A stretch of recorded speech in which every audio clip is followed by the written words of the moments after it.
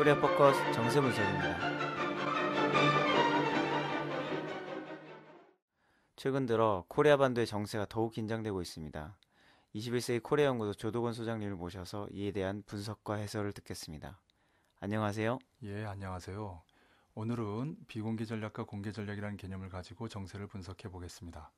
남에는 없고 북에만 있는 게 많은데 그중 하나가 비공개 전략입니다. 남은 외세에 의존하면서 자체적으로 세운 전략이 없습니다. 외세 의존을 전략이라고 할 수는 없지요. 물론 미국에는 전략이 있지만 그건 미국의 이익을 기본으로 하기 때문에 반드시 남의 이익과 일치하지는 않습니다. 먼저 북의 전략에 대해서 설명하겠습니다. 북은 1970년대 김정일 체제가 등장하고 통일 변혁 분야까지 전면적으로 다루게 된 때로부터 전략에서 공개와 비공개를 철저히 분리했습니다. 그 단적인 증거가 1980년 10월 10일 조선노동당 6차 당대회 보고에서 통일 전략만 공개되고 변혁 전략은 공개되지 않은 겁니다. 즉, 통일 전략은 공개 전략이고 변혁 전략은 비공개 전략인 겁니다. 여기서 변혁 전략이란 남코리아의 사회 성격을 분석한 데 기초해 변혁의 목표와 수단 방법을 재구성한 걸 말합니다. 구체적으로 식민지 반봉건 사회에서 식민지 반자본주의 사회로의 전환이라는 규정과 그 규정에 기초해 기존의 반제 반봉건 민주주의 변혁 전략을 민족개방 민주주의 변혁 전략으로 전환한 걸 말합니다. 이에 대해 일일이 설명하면 아마 100시간도 부족할 겁니다. 그래서 차차 필요한 부분을 때때로 말하기로 하고 오늘은 그냥 이 이론을 전제로 당면한 정세와 관련된 전략을 해설하는 데 초점을 두겠습니다. 그럼 통일과 변혁의 차이가 뭐겠습니까? 북의 입장에서 통일은 같은 민족인 남과 합치는 것이고 변혁은 이에 반대하는 외세 및 그 추정 세력과 싸우는 겁니다. 그래서 통일 전략이라면 평화적인 방법, 곧 협상을 통한 통일 방안이 기본이 되는 것이고 필연적으로 북의 사회주의와 남의 자본주의를 다 인정하는 연방제가 나오게 됩니다. 북은 연방제를 평화적으로 통일하는 유일한 방안이라고 봅니다. 한편 변혁 전략이라면 투쟁적인 방법, 곧 전쟁을 통한 변혁 방안이 기본이 되는 것입니다. 민족해방 민주주의 변혁에서 민족해방 변혁이 특히 그에 해당하는데 이는 코리아 반도 전국적인 차원에서 민족자주 입장을 가진 세력이 외세 및 그 추종 세력과 결국 무장투쟁을 비롯한 전면항쟁을 벌이는 걸 전제로 합니다. 다만 아무 때나 그렇게 할 수는 없고 민족자주 세력이 외세와 그 추종 세력을 압도하게 될 경우나 외세와 그 추종 세력이 북을 상대로 전쟁을 벌이게 될 때 그렇게 합니다. 전자는 민족자주 역량이 민족해방 변혁을 승리할 만큼 클 때고 후자는 그렇지 않더라도 전쟁이 일어난 만큼 어쩔 수 없이 맞대응하지 않을 수 없는 때입니다. 지금부터는 이 설명을 전제로 당면 정세와 비공개 전략에 대해 짚어보겠습니다. 지난 시간에 공개 경로 오픈 트랙과 비공개 경로 클로즈 트랙에 대해 설명했습니다. 한마디로 공개 경로상에서는 북이 미국 등 유엔 안보리 제재와 미국과 남의 합동 군사연습에 맞서 전쟁도 불사하겠다고 올려대는 형국이고 비공개 경로상에서는 북이 슈퍼 EMP 핵탄을 지상 500km 극궤도에 올려놓고 유대자본과 미 제국주의 개입을 차단한 조건에서 이른바 조국통일 대전을 벌이기 직전이라고 했습니다. 공개 경로와 비공개 경로의 차이는 미군 개입의 유무이고 전쟁이 코리아 반도의 국지전이냐 세계적인 전면전이냐에 있습니다. 한마디로 공개 경로에선 북과 미국이 여차하면 서로 싸우겠다고 하지만 비공개 경로에선 북미 간에 싸우지 않는다는 묵계가 돼 있단 말입니다. 이 상황을 북이 오랫동안 다듬어온 공개 전략과 비공개 전략이라는 범주로 해석해보면 이렇게 됩니다. 북은 가급적 평화적인 방법으로 북남 합작, 즉 연방제 방식으로 통일을 하고 이 과정에서 외세를 몰아내며 그 추종 세력을 압도하는 공개 전략을 추진하는 한편 경우에 따라서 북침 전쟁이 일어나거나 불가피한 경우 무력으로 통일하는 비공개 전략을 동시에 추진해 왔습니다.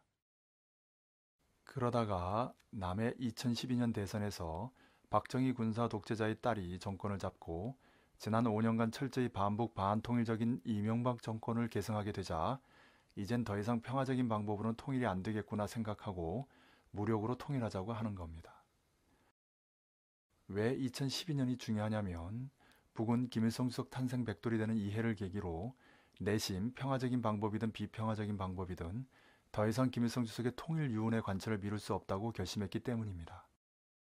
북이 어떤 전략적, 정책적 결단을 내리는 데는 이렇듯 김일성 주석, 김정일 총비서의 유운이 중요합니다. 북을 상대하려면 먼저 북의 역사와 철학, 전략과 정책을 이해하는 이유가 여기에 있습니다. 그래서 북은 그동안 허리띠를 졸라매고 어렵게 만들어 놓은 비장의 무기들을 하나씩 공개하기 시작했습니다. 구체적으로 지난해 태양절 열병식 때 8축 16륜 이동식 발사 차량에 실린 대륙간 탄도 미사일들을 공개한다든지, 역시 지난해가 가기 전인 12월 12일에 극궤도 위성을 발사시킨다든지 한 겁니다. 이 두 가지가 노리는 지점은 오직 하나, 미국의 전쟁 개입 차단입니다. 그리고 그 이후에도 미국과 유엔 안보리 남코리아의 반응을 봐가면서 미리 준비한 전략 전술안대로 딱딱 대응하며 전쟁 단계를 착착 끌어올리고 있는 겁니다. 한마디로 모든 게 북의 전략대로 돼가고 있는 거지요. 바로 이것이 현 정세의 초점입니다. 다시 말해 북이 비공개 전략을 수면 위로 공개하며 이젠 비평화적인 방법, 곧 전쟁으로 통일을 이루고 그 과정에서 변혁도 이루겠다는 뜻을 공공연히 드러내 보이고 있는 상황입니다. 한마디로 때가 됐다고 보고 있는 겁니다. 무릇 변하지 않는 게 없다고, 상황도 미국과 남이 어떻게 하느냐에 따라 평화적인 방법으로의 통일에 이를 가능성이 아직 존재합니다. 즉 미국이 북과 평화조약을 체결하고 남이 북과 연방제를 합의하는 겁니다. 그러기 위해서는 일정상 당장 둘 다 특사를 파견하고 정치 협상을 시작해야 합니다. 북이 올해 7월 27일까지 반드시 승부를 내겠다고 하는 판이기 때문에 시간이 지나면 불가피하게 전쟁밖에 다른 선택이 없어집니다. 오늘 설명의 요점은 북의 발언과 행동이 오래전부터 고도로 계획되고 준비된 전략에서 나온 것이어서 전쟁 가능성이 매우 크다는 겁니다. 굳이 숫자로까지 말한다면 전쟁이 90%, 협상이 10% 정도 됩니다. 전쟁 가능성이 90%라면 정말 위험한 겁니다. 비유하면 지금은 1950년 6월 25일의 한두 달 전쯤 상황이라는 말입니다.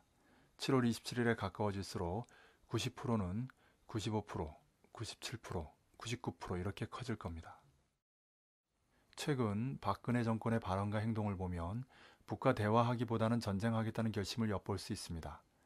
경우에 따라서는 대화도 할 수 있고 전쟁도 할 수 있는 것이지만 전쟁 전에 적어도 대화 시도는 해봐야 하는 것 아니냐. 전쟁을 택한다면 정말로 그 준비가 돼 있느냐에 대해 묻지 않을 수 없습니다. 터놓고 말해 통일부서나 외교부서엔 전략이 없고 군부는 미군만 쳐다보고 있는 것 아닙니까? 전쟁이라는 어마어마한 일을 벌이겠다면서 제대로 준비가 안 돼 있는 박 정권을 보니 물가에 아기를 놓은 것처럼 불안불안합니다. 전쟁은 무자비하게 모든 걸 쓸어버립니다.